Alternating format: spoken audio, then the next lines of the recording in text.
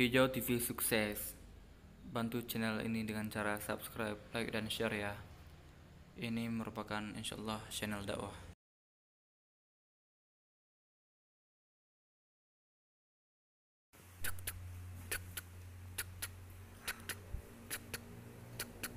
Bersama-sama di malam hari ini untuk kita berzikir kepada Allah, untuk kita bersolawat kepada baginda Nabi Muhammad sallallahu alaihi wasallam di Masjid Al-Abrar, di Majlis At-Taufiq. Mudah-mudahan Allah menggolongkan kita sebagai orang-orang yang abrar, dan mudah-mudahan Allah Subhanahu wa taala senantiasa memberikan taufiknya kepada kita agar kita dibimbing oleh Allah Subhanahu wa taala. Dengan taufiknya Allah, senantiasa kita dijadikan oleh Allah Subhanahu wa taala orang-orang yang minal barin, orang-orang yang nanti insyaallah digabungkan oleh Allah Subhanahu wa taala bersama baginda Nabi Muhammad sallallahu alaihi wasallam. Para ulama mengatakan inda dzikrus shalihin tanzilur rahmah. Ketika mengucap nama orang soleh, itu Allah Subhanahu wa taala akan menurunkan rahmat. Kenapa ketika kita menyebut nama orang soleh diberi rahmat oleh Allah Subhanahu wa taala? Karena yang disebut adalah orang yang telah dirahmati oleh Allah Subhanahu wa taala. Ketika kita menyebut orang yang telah diberkahi oleh Allah Subhanahu wa taala, maka kita pun diberkahi oleh Allah Subhanahu wa taala. Hukum berlaku kebalikannya. Orang yang menyebut orang-orang ahli maksiat, kata Nabi sallallahu alaihi wasallam, "Inda dzikril 'asi tumitul qalbi." Orang-orang yang menyebut ahli maksiat itu dapat menyebabkan hatinya mati. Inna dzikral ma'siyah tughassil qalb. Bagi orang-orang yang senantiasa menyebut kemaksiatan, maka itu dapat memeraskan hati seseorang.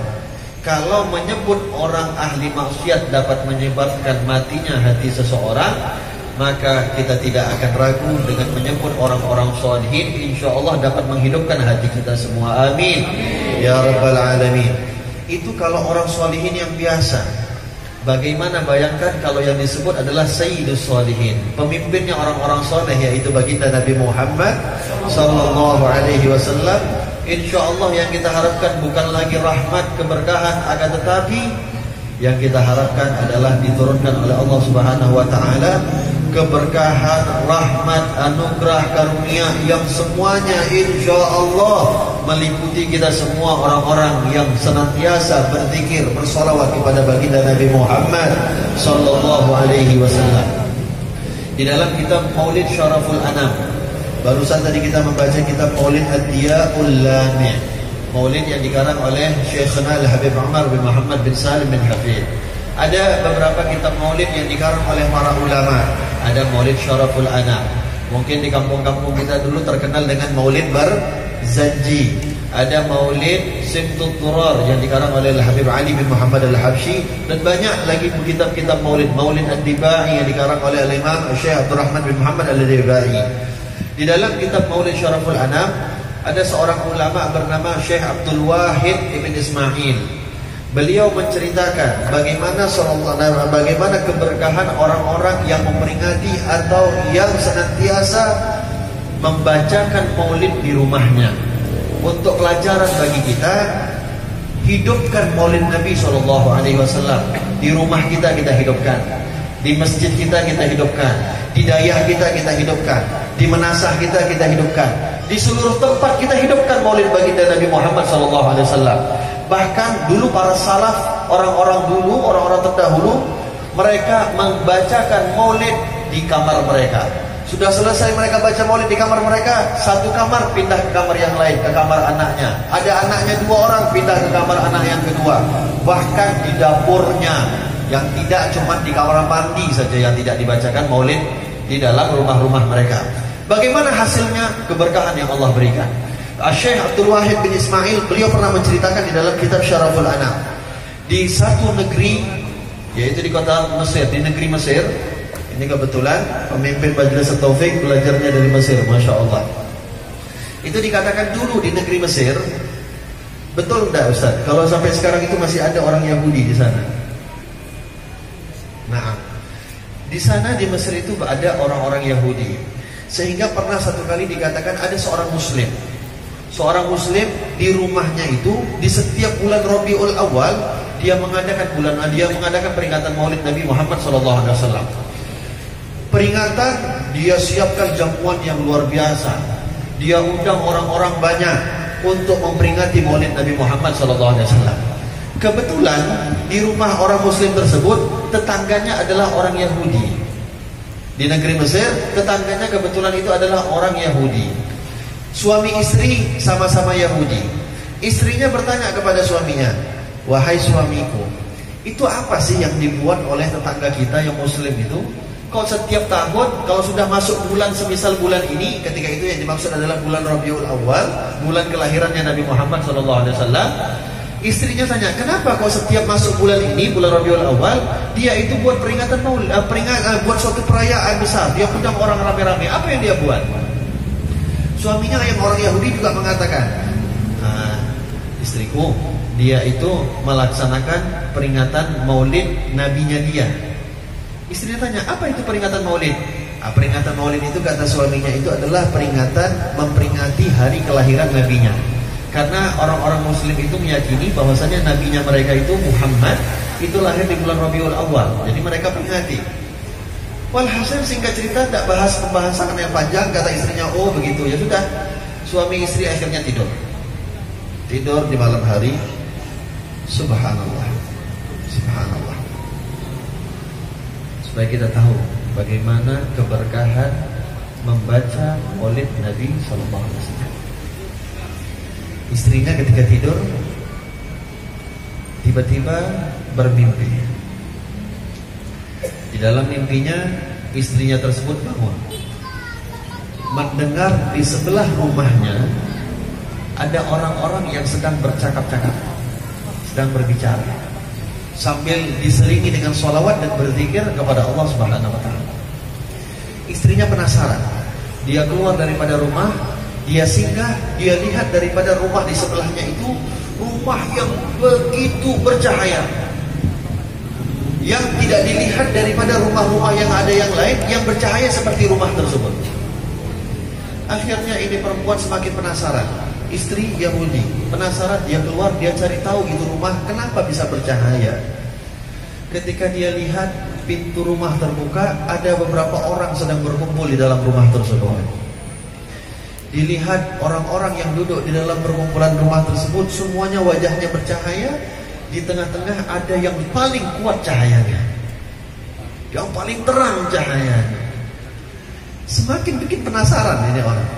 Istrinya tadi seorang istri ini bikin semakin penasaran. Dia dekat pelan-pelan, dia dekat pelan-pelan, dia dekat pelan-pelan sampai dia masuk ke dalam rumah tersebut. Dia perhatikan orang yang dikerumuni, yang di tengah-tengah. Lama dia perhatikan, ya Allah, indah betul akhlaknya. Ketika berbicara dia menyampaikan ucapannya dengan akhlak, diamnya akhlak, berdirinya akhlak. Apapun yang dilakukan oleh orang yang dikerumuni tadi semuanya akhlak. Sehingga mulai rasa tambah lagi penasaran. Akhirnya nanya kepada orang-orang yang di sekelilingnya. Perempuan tersebut bertanya, "Kira-kira kalau itu siapa yang kalian kerumuni itu?" "Itu adalah Nabi kami, Nabi Muhammad." "Nabi kami, Nabi Muhammad." "Lalu kalian siapa yang mengerumuni orang tersebut?" "Kami adalah sahabat-sahabat beliau."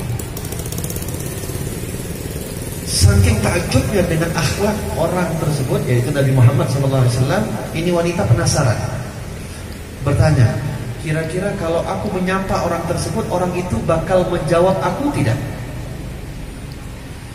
Kata sahabat, "Ya, sapaanmu pasti dijawab oleh orang tersebut, yaitu Nabi Muhammad SAW, karena dia mempunyai akhlak yang telah dipuji oleh Allah Subhanahu wa Ta'ala. Wa innaka la'ala khuluqin azim." sapaanmu, panggilanmu pasti akan dijawab. Karena salah satu akhlaknya beliau tidak pernah memandang bulu. Siapapun yang memanggil beliau akan menjawab panggilannya. Akhirnya ini wanita memberanikan diri mendatangi Nabi Muhammad SAW. Wanita tersebut berkata, memanggil, "Ya Muhammad, ya Muhammad."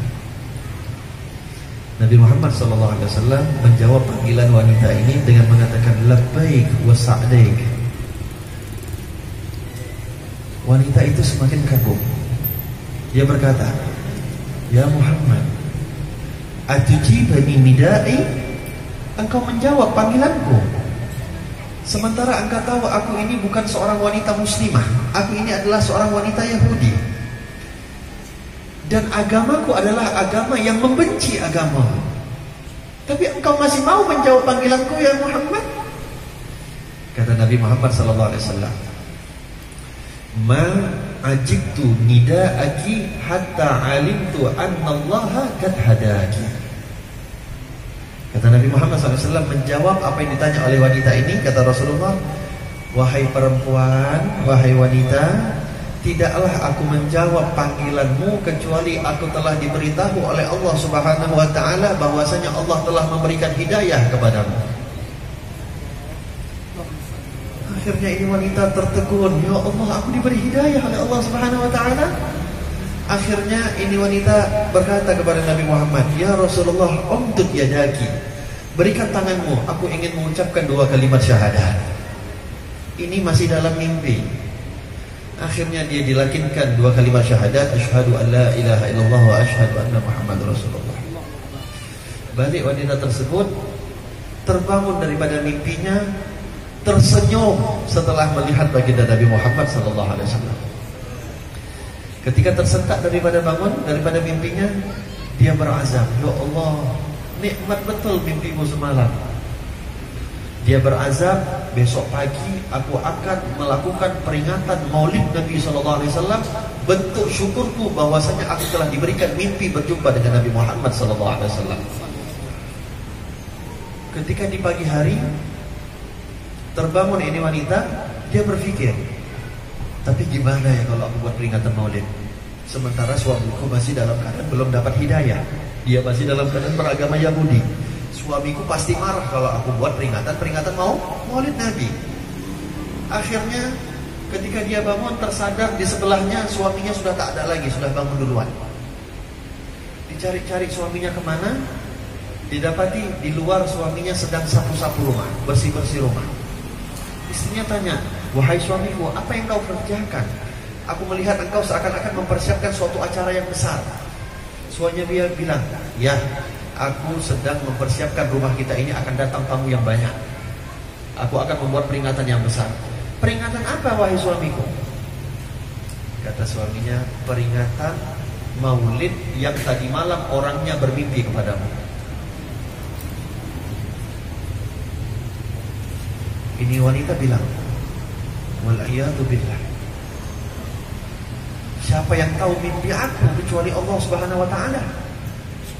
Dari mana kau bisa tahu mimpi aku? Padahal yang bermimpi hanya aku dan Nabi Muhammad, yang tahu hanya Allah Subhanahu. Siapa yang tahu mimpi seseorang? Gak ada tahu di antara kita. Bahkan istri kita, suami kita di sebelah gak tahu mimpi kita apa. Mau mimpi kita baik, mau mimpi kita kotor, suami kita juga gak tahu apa mimpi kita. Istri kita juga tidak tahu. Akhirnya ini wanita terkejut. "Ya suamiku, dari mana kau bisa tahu aku mimpi Nabi Muhammad SAW?" Kata suaminya, "Ya, habis dia datang di dalam mimpimu, itu Nabi datang ke dalam mimpiku. Dan dia menceritakan bahwasanya istriku yaitu tadi baru berjumpa dengan Nabi Muhammad SAW dan dia masuk ke dalam hidayah, dan Nabi Muhammad SAW juga mengajak aku masuk ke dalam agama Islam, sehingga pun aku mendapatkan hidayah daripada Allah Subhanahu wa taala, dan aku mengucapkan 2 kalimat syahadat bersama baginda Nabi Muhammad SAW." Lihat, yang buat Maulid bukan Yahudi, tetapi tetangganya Yahudi. Bayangkan keberkahan yang diberikan oleh Allah Subhanahu wa taala bukan hanya rumah yang di dalamnya dibacakan maulid Nabi SAW, orang Yahudi sekalipun di sebelahnya pun dapat keberkahan maulid baginda Nabi Muhammad SAW. Coba berapa kita bayangkan kita sebagai seorang muslim, beriman kepada Allah, mencintai Nabi Muhammad SAW, bayangkan keberkahan yang Allah berikan ketika kita membacakan maulid baginda Nabi Muhammad SAW. Oleh sebab itu hidupkan maulid Nabi. Di saat di zaman sekarang kita banyak orang-orang yang menyalahkan maulid Nabi, kita harus menghidupkan maulid Nabi SAW. Gak perlu untuk kita banyak ribut kenapa maulid Nabi, apa dalilnya, gak perlu. Cukup kita hidupkan maulid Nabi SAW. Orang-orang yang akan hasut dengan Nabi SAW, mereka akan padam dengan sendirinya. Berkah daripada baginda Nabi Muhammad SAW. Oleh sebab itu, mereka para sahabat Nabi SAW, lihat bagaimana kecintaan mereka kepada Rasulullah. Ada orang bertanya, maulid Nabi kan gak dilakukan oleh para sahabat. Ya buat apa sahabat buat maulid Nabi? Di depan mereka ada Nabi Muhammad. Untuk apa sahabat buat maulid Nabi kalau di depan mereka ada langsung Rasulullah SAW?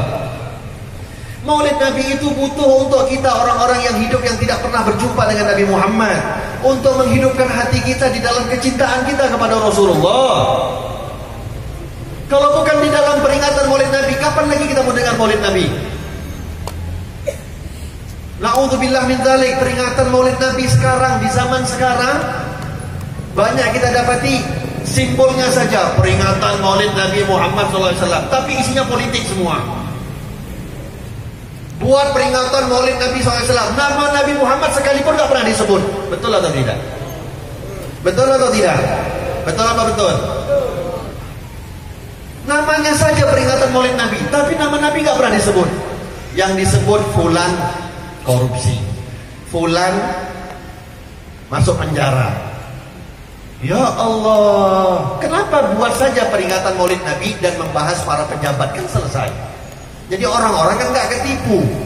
Karena sebagian orang gak suka dengar apa-apa yang tentang pejabat, tentang politik. Mereka cari di peringatan maulid Nabi, mereka pengen tahu bagaimana Nabi Muhammad SAW.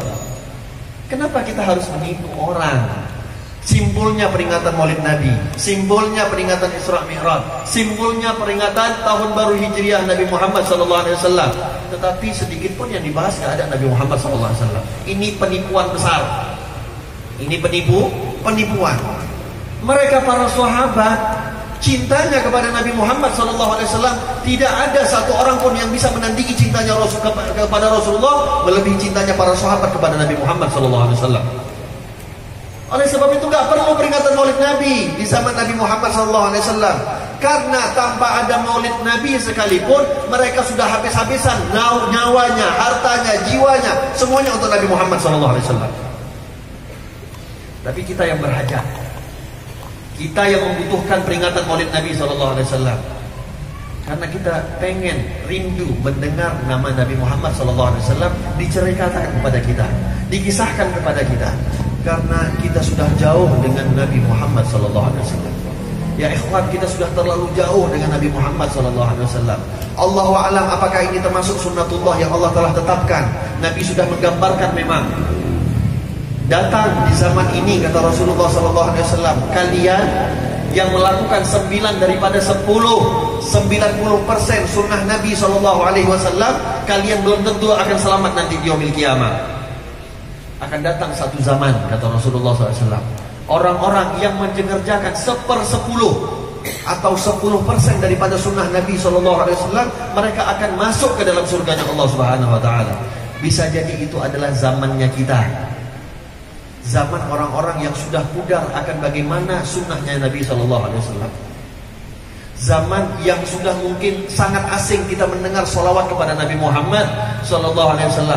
Kita lebih habiskan waktu kita dengan menyanyi, kita habiskan waktu kita dengan karaoke, kita habiskan waktu kita dengan ngopi, kita habiskan waktu kita dengan sibuk dengan nongkrong. Habis waktu kita satu hari satu malam tidak ada yang bermanfaat, lupa kita bersolawat kepada Nabi Muhammad SAW. Lupa kita berzikir kepada Allah Subhanahu Wa Taala. Hadirin, ingat, nanti di yaumil qiyamah, orang-orang soleh, orang-orang yang sudah masuk ke dalam surga, mereka dikatakan akan menyesal di dalam surga. Orang-orang yang sudah masuk ke dalam surga, mereka akan menyesal di dalam surga. Kenapa? Satu penyesalan mereka ketika masuk di dalam surga. Apa? Yaitu mereka menyesal ada masa-masa mereka ketika mereka hidup di dunia, ada masa-masa mereka yang mereka tidak lakukan, tidak mereka isi dengan berzikir kepada Allah dan bersolawat kepada baginda Nabi Muhammad SAW. Walaupun mereka sudah masuk ke dalam surga, mereka masih menyesal. Kenapa? Mereka berharap kepada Allah, ya Allah turunkan aku di dunia, balikkan umurku, aku ingin habiskan semuanya untuk zikir dan bersolawat kepada Nabi Muhammad sallallahu alaihi wa ala alihi wa sahbihi wasallam. Maka yakinlah hadirin, malam ini, malam yang kita bersolawat kepada Nabi sallallahu alaihi wasallam, saya pastikan nanti di yaumil kiamah adalah malam yang nanti insya Allah kita akan banggakan bersama-sama di depan Nabi Muhammad. Kita akan berkata kepada Rasulullah, ya Rasulullah, pada tanggal ini, pada waktu ini, pada malam ini, kami sama-sama berkumpul bersolawat kepada Engkau ya Rasulullah. Kami berkumpul bersama-sama menyebut namamu ya Rasulullah, membuktikan bahwasanya kami cinta kepada Engkau ya Rasulullah. Lihat bagaimana para sahabat hidup mati mereka untuk Nabi Muhammad SAW. Sayyidina Umar bin Khattab pernah berkata kepada Nabi Muhammad, ya Rasulullah, berapa kali aku jadikan sholawatku untukmu setiap hari ya Rasulullah? Aku jadikan 1/4 hidupku, apakah itu baik ya Rasulullah? Kata Rasulullah SAW, itu sudah baik ya Umar, tapi kalau engkau mau tambah, fahuwa ahsan. Kalau mau lebih tambah lagi, itu lebih baik. Tamam ya Rasulullah, aku jadikan 1/3 hidupku untuk sholawat kepadamu ya Rasulullah. Apakah itu sudah baik ya Rasulullah? Kata Sayyidina Rasulullah SAW, itu sudah baik wahai Umar, tapi kalau engkau mau tambah, itu lebih baik. Ya Rasulullah, aku jadikan 1/2 hidupku untuk bersolawat kepada engkau ya Rasulullah. Apakah itu baik ya Rasulullah? Kata Sayyidina Rasulullah SAW, itu baik wahai Umar, tapi engkau mau tambah lagi, itu jauh lebih baik. 2/3 ya Rasulullah, itu baik Umar, tapi engkau mau tambah lebih baik.